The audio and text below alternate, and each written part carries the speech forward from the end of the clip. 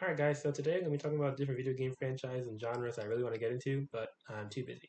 So there are a lot of people who can relate to this conundrum of having a big backlog of games, especially retro gamers. There's thousands and thousands of games we can play and stuff like that. And for various reasons, we just don't have time or just don't feel like playing these games.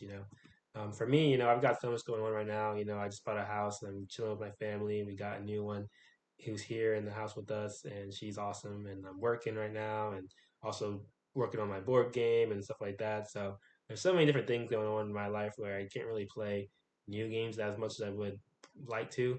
But that's a good thing. I'm really happy to be really busy and stuff like that. But at the same time, I will try to archive different games I want to play in the future. So that's why this list is made. So the first type of games I really want to play are Japanese games. There's so many of them. Obviously, they span from so many different systems. Every system in the America, I mean, it has a pretty much similar system in Japan. There's the Famicom, which is the actually came before the NES, I believe. And other things like that. PC Engine, Super Famicom, Wonder Swan are just the four that are shown here in this picture. But there are dozens and dozens of different Japanese types of consoles and stuff like that I really want to start playing and trying to figure out, how they work and all that stuff. And there's so many cool games in there. But the only thing is, obviously, the Japanese language. I don't speak Japanese. It's pretty complicated from what I've heard, and I haven't really spent the time to start learning it as of yet. And I don't really feel like it would do it justice for me to Google Translate all the different games.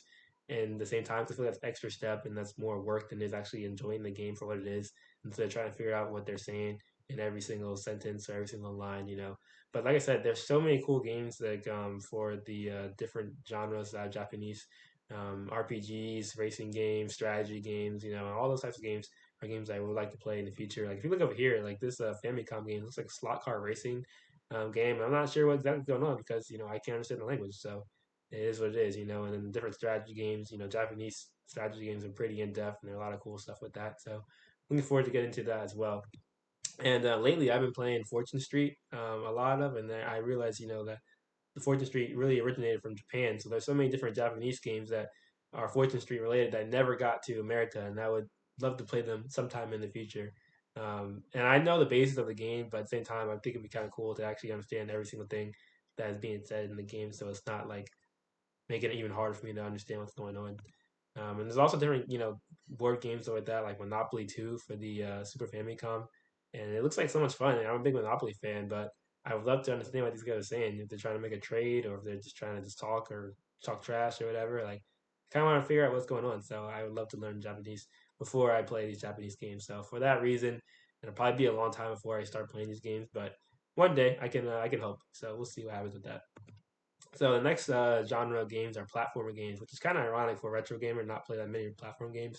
I really only played Sonic 1 and beaten that one. That's the only game I've beaten as a platformer outside of like the new Super Mario Bros. Wii. But I feel it doesn't count because I had my family and friends to help me beat it, so I didn't do it by myself. So, but that was a lot of fun. And but other than those two really games, those were the only games I've really beaten. I've played a little bit of Super Mario Bros. Like the first one and I got to the final level, but I couldn't beat the final boss. It was kind of hard for me. And I know it's a lot of memorization and a lot of patterns to recognize and stuff like that. And so I just haven't put time and effort into actually trying to learn those different things, trying to beat certain games. But I plan to get into this in the future. Games like Blaster Master is really fun, but I really want to focus on this series right here, the Mega Man series. There's so many cool platformers. I've heard Mega Man 2 is one of the best platform games of all time, so I want to try that out. And there are so many cool games in the Mega Man franchise, which I really think I should probably just take a deep dive into in the future. You've got platformers, you got RPGs, even racing games and 3D games. And there's so much interesting stuff, fighting games in there. I think there's even like a soccer game on the SNES with Mega Man theme. So I'm looking forward to trying out those games and seeing how they actually are, and seeing if it's a cool franchise. So yeah, that's one thing I really want to get into. And there's so much different backstory to all the Mega Man stuff. And I really want to watch this video by this guy named Ben Singh. I haven't watched it yet. Obviously, it's 8 hours long, so I don't know when I'll watch it, but it looks pretty cool to kind of understand exactly what's going on. So I'm gonna try and watch this video before I start playing these games. So we'll see what happens with that. And Capcom really does a good job of really archiving and making it pretty accessible to play all these games, Mega Man collections, and Compilations are pretty commonplace for a lot of systems. So I'm really grateful for that. So that'll probably be one of the easier games for me to start getting into once I start buying some of these collections and start playing these games. So next thing I want to talk about are run and gun games, and I've kind of played some of them, but not as much as I really want to get into, and I'll talk about it a little bit more. I played a lot of Contra growing up. It's pretty hard, obviously. I've only beaten it with the. Actually, I don't think we have beaten it. I've been close, even with the 30 lives and the three continues with the Konami code.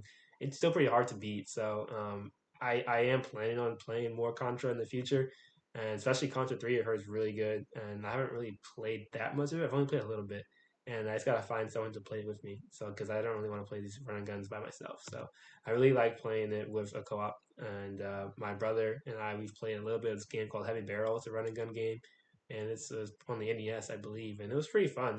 Just running around shooting people, doing missions and stuff like that. It's pretty chill game. As far as I can.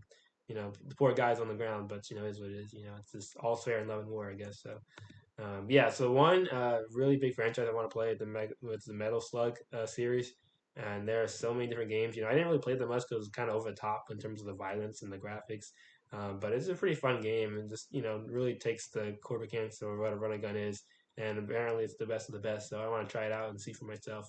And there's a lot of mega Metal Slug games or whatever, so.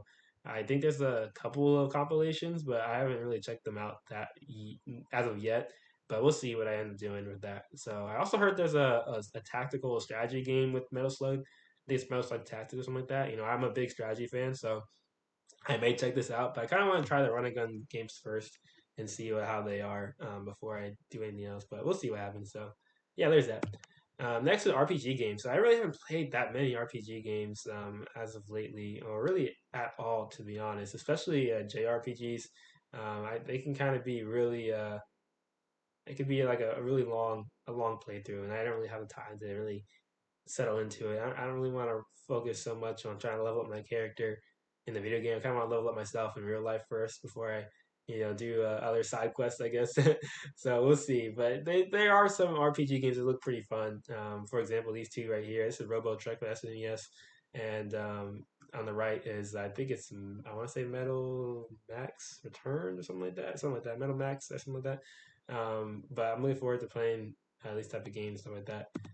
The only RPG that I've ever beaten is Final Lap Twin, which is, in my opinion, the greatest 16-bit racing game on 16-bit consoles. It's on the PC Engine. So much fun. It's great. It's the little kid. He's trying to make his dad proud, just like me. And just trying to go and chase his dreams and become a crazy good racer. And he ends up doing it. So I beat that game. That was so much fun. It was definitely worth the playthrough and all that. I played that in college, so as of right now, I don't know if I would have time to play that right now. But yeah, I'm looking forward to getting to those games. And now, in particular, the Dragon Quest series I hear for JRPGs is kind of like I guess, the founding father of JRPGs per se. There's so many different games. I mean, I think there's at least 12 or 13 of them. I'm not 100% sure, but it's kind of just to walk around the map trying to level up your character, try to slay different slimes and dragons and monsters that get in your way, all to go on some epic quests, and it looks like fun, like I said, I don't have time to really delve into all these games so much, so we'll see what happens in the future when I'll play these games. I don't know when or if I even really will for a long time, but they look pretty cool to get into.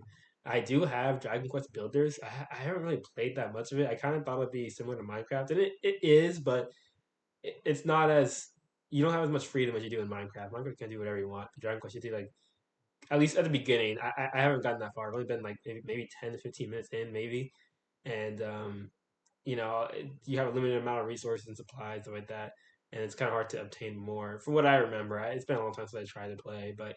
I will probably get back into it. I think I stopped playing because the multiplayer wasn't readily accessible, and I was trying to play with someone, but I had to you had to do the first couple of levels or stages first, or something like that. But I can't remember exactly. But eventually, I'm gonna get into it again, see how it goes. But that's in my backlog. It's pretty far down there, honestly. Now, one genre of games that I really want to start playing, like almost like right away, and is party games. I played Mario Party for the first time last week, and it was a lot of fun. Yeah, I was like surprised, like where have I been doing?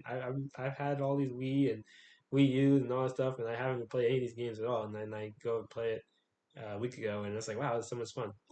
I'm a big board game fan, obviously, with my board game basketball chess. But party games are really, for the most part, kind of center around going around like a board and then going on different mini games and trying to level up and get different coins and stars to try to win the game ultimately. And it depends how it works. Mario Party, I believe it's like whoever has the most amount of stars wins the game or something like that. And there are other types of games as well. The games like Overcooked and Moving Out and Good Job, those type of games. I consider them to be party games considering the co-op mechanics with it.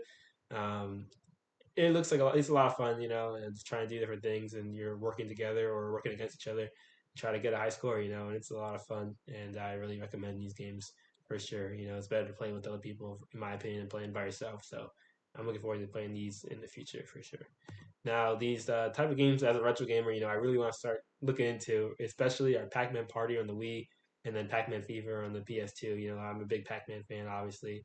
You can go and check out my video on the five best Pac-Man maze games too, if you're interested. But I'm looking forward to seeing how these stack up and how these compare to Mario Party. Because Mario Party was pretty fun when I played. I can't remember which one it was, but it was on the Switch. It was pretty cool.